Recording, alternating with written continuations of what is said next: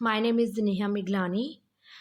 In previous lecture, I have discussed the topic of an introduction about the managerial economics, and now we are going to discuss the concepts and scopes of the managerial economic, that is the demand analysis.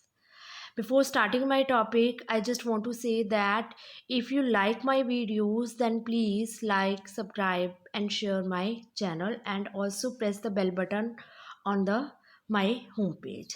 Thank you so much. Demand analysis क्या है? Before we starting the topic, firstly I will give you the introduction about the demand. Demand का मतलब क्या है? किसी goods and services को खरीदने की इच्छा रखना, डिज़ायर होना. ठीक है, डिज़ायर तो होती ही होती है, बट हमें उस चीज़ को, ऐसे तो है नहीं हम मार्केट में जाएं, हमें वो चीज़ पसंद आए और हम उसको बस देख के ही डिज़ायर कर लें कि हाँ भाई हमारी इच्छा है इसको ख़रीदना है, उसको हम डिमांड नहीं कहेंगे. डिमांड हम उसी चीज़ की कहेंगे, किसी चीज़ को ख़रीदने की हमारे पास इच्छा हो पहले नंबर पे.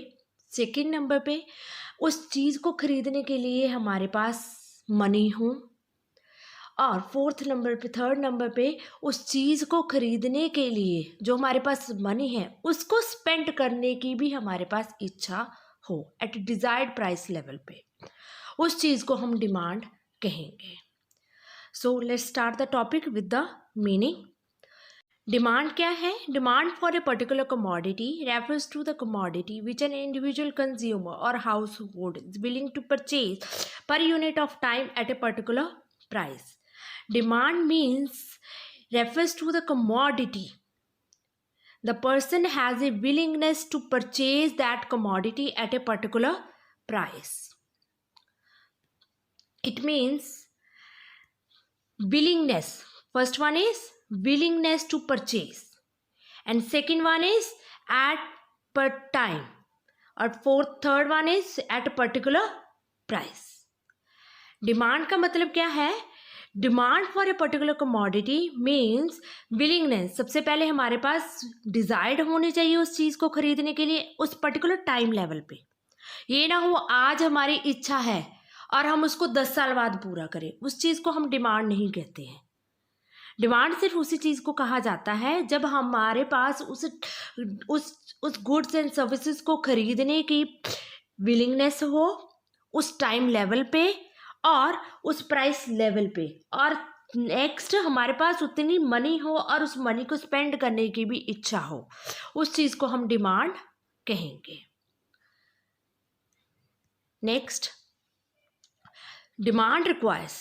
अब हमें ये चीज़ें तो पता चल गई डिमांड क्या है, बट अब डिमांड में क्या क्या चीज़ों की ज़रूरत होती है. फर्स्ट चीज़ की क्या ज़रूरत होती है? डिज़ायर, इच्छा शक्ति होनी चाहिए किसी चीज़ को खरीदने की. अगर हमारे पास डिज़ायर्ड ही नहीं है, हमारी डिज़ायर्ड ही नहीं है उस गुड्स एंड सर्विसेज को खरीदने की, तो हम उस चीज़ को डिमांड कैसे कहेंगे? मार्केट में जाएंगे, मार्केट में अगर हमारे पास कोई डिज़ायर्ड ही नहीं है किसी भी गुड्स एंड सर्विसेज को खरीदने की, तो वहीं पे हम घूम के आ जाए तो उस चीज़ को हम डिमांड थोड़ी ना कहेंगे. डिमांड सिर्फ उसी चीज़ को कहेंगे जब हमारे पास उस चीज़ को खरीदने की डिज़ायर्ड हो, इच्छा हो. Second, sufficient resources to purchase the desired commodity. Second चीज़ हमें क्या चीज़ चाहिए कि सफिशिएंट रिसोर्सेज. सफिशिएंट रिसोर्सेज का मतलब क्या होता है कि उस वस्तु को खरीदने के लिए जो भी रिसोर्सेज चाहिए वो रिसोर्सेज हमारे पास अवेलेबल हो, तभी हम उस चीज़ को खरीद सकेंगे. Resources like money. हमारे पास एक चीज़ को खरीदने की इच्छा तो है, बट अगर हमारे पास मनी नहीं है तो हम उसको डिमांड नहीं कहेंगे. डिमांड तभी ही होती है जब हमारे पास सबसे पहले उस चीज़ को खरीदने की डिज़ायर हो, सेकेंड उस गुड्स एंड सर्विसेज को खरीदने के लिए हमारे पास एक्यूरेट रिसोर्सेज क्यों अवेलेबल हो. थर्ड चीज़ क्या है? Willingness to spend the resources. जैसे मैंने आपके साथ पहले ही डिस्कस किया हुआ है, मनी है, डिज़ायर्ड भी है, but we are not willing to spend that money on that item, so this is not called a demand. If we have a desired, if we have the particular resources to purchase that thing but we don't have any willingness, then it is not called demand. अगर उस चीज़ को खरीदने के लिए हमारे पास जो money है उसको स्पेंड करने की हमारी इच्छा होगी, तभी वो आगे जाके डिमांड कहलाएगी। फोर्थ जो चीज़ इसमें बहुत इंपॉर्टेंट होती है डिमांड की में, अवेलेबिलिटी ऑफ द कमोडिटी। अब वो कमोडिटी डिजायर्ड तो है, हमारे पास मनी भी है, हमारे पास मनी स्पेंड करने की इच्छा भी है, विलिंगनेस भी है, बट वो मार्केट में अगर वो गुड्स एंड सर्विसेज अवेलेबल ही नहीं है तो हम डिमांड कैसे करेंगे। तो फोर्थ चीज़ क्या है, उसकी इंपॉर्टेंट चीज़ है डिमांड में कि वो कमोडिटी जो है वो अवेलेबल होनी चाहिए मार्केट में। किस चीज़ पे? एट अ सर्टेन प्राइस पे। जो प्राइस हमने डिसाइड की है, जो प्राइस मार्केट में है उस प्राइस में वो अवेलेबल हो। सर्टेन प्लेस, जिस मार्केट में हम हैं, जहाँ पे हम खड़े हैं, जहाँ पे हम इच्छा रख रहे हैं, वहाँ पे वो जगह पे वो कमोडिटी अवेलेबल हो एट सर्टेन टाइम, और उसी टाइम लेवल पे। ये ना हो कि 10 साल बाद या 5 साल बाद उस चीज़ को हम अवेलेबल करवाएं। ठीक है, तो मैं दोबारा से क्लेरिफाई कर दूं कि डिमांड क्या है। डिमांड का मतलब क्या होता है? First one is the desired. Demand में हम ये चीज़ पहले देखेंगे कि हमारी जो है डिज़ायर्ड होनी चाहिए उस पर्टिकुलर कमोडिटी को खरीदने की। सेकेंड नंबर पे हमारे पास रिसोर्सेज, सफिशेंट रिसोर्सेज अवेलेबल होने चाहिए उस गुड्स को एंड सर्विसेज को खरीदने के लिए। अगर सफिशेंट रिसोर्सेज नहीं हैं देन हमारी वो डिमांड नहीं कहलाएगी। थर्ड नंबर पे willingness to spend that resources. हमारे पास इच्छा शक्ति होनी चाहिए उस रिसोर्सेज को स्पेंड करने के लिए, कि हम उनको स्पेंड करके वो अपनी जो कमोडिटी हम चाहते हैं उसको हम बाय कर सकें। अगर वो नहीं है तब भी वो डिमांड नहीं कहलाएगी। And fourth pre most important topic, important thing which is needed in the demand is availability of the commodity. Commodity जो हम गुड्स एंड सर्विसेज की इच्छा रख रहे हैं वो अवेलेबल होनी चाहिए मार्केट में at a particular price level पे।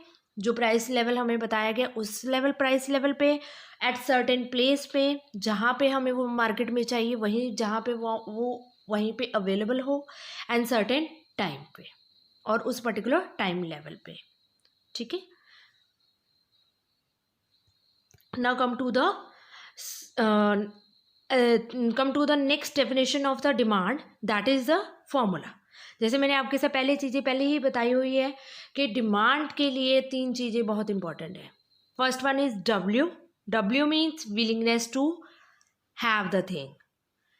Second one is A means availability by that thing, कि हमारे पास वो अवेलेबिलिटी होनी चाहिए उस चीज़ को खरीदने के लिए। And third one is R, readiness to part with money. हम रेडी होने चाहिए कि हम अपने मनी के साथ बिछड़ जाए। पार्ट मतलब कि हम उसके साथ अलग हो जाए। देखो, चीज़ खरीदनी है, गुड्स एंड सर्विसेज हमने बाय करनी है, तो हमें मनी तो स्पेंड करनी पड़ेगी। अगर हम मनी स्पेंड करने की हमारे पास रेडीनेस ही नहीं है तो हम उस चीज़ को डिमांड नहीं कहेंगे। जैसे फॉर एग्जाम्पल, एक पर्टिकुलर स्टूडेंट है, वो LED पेन बाय करने के लिए मार्केट में जाता है। उसकी डिज़ाइननेस क्या है? LED pen. मार्केट में गया है, एट ए पर्टिकुलर प्लेस पे गया है, मार्केट में वो चीज़ अवेलेबल है at a certain price level पे। मतलब 3 चीज़ें इसमें कंफर्म हो गई है। पहली है पर्सन की डिज़ाइननेस है, second one is at availability है, किस चीज़ में? एट पर्टिकुलर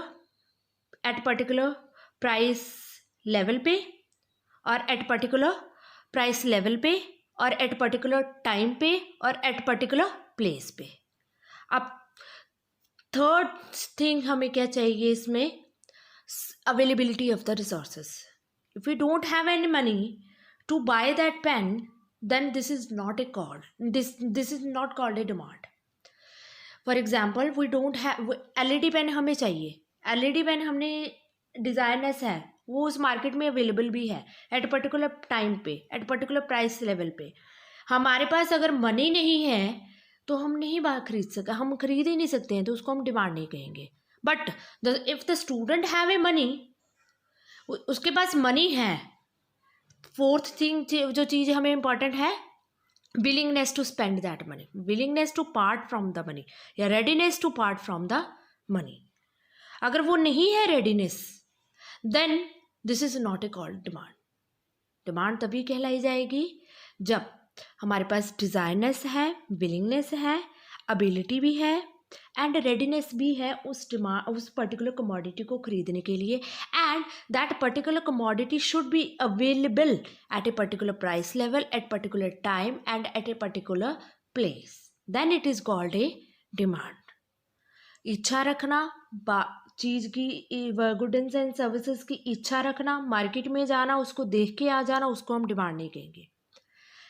डिज़ाइनर्स हो, मार्केट में चीज़ अवेलेबल भी है एट पर्टिकुलर प्राइस लेवल पे, हमारे पास मनी भी है और हमने वो मनी स्पेंड भी की है उस गुड्स एंड सर्विसेज को खरीदने के लिए, then it is called a demand. So this is all about the today's topic. I have covered the meaning of demand thoroughly. Uh, if you have a doubt, then you can let me know. And in the next lecture, we are going to discuss the types and nature of the demand in a brief manner. Thank you so much.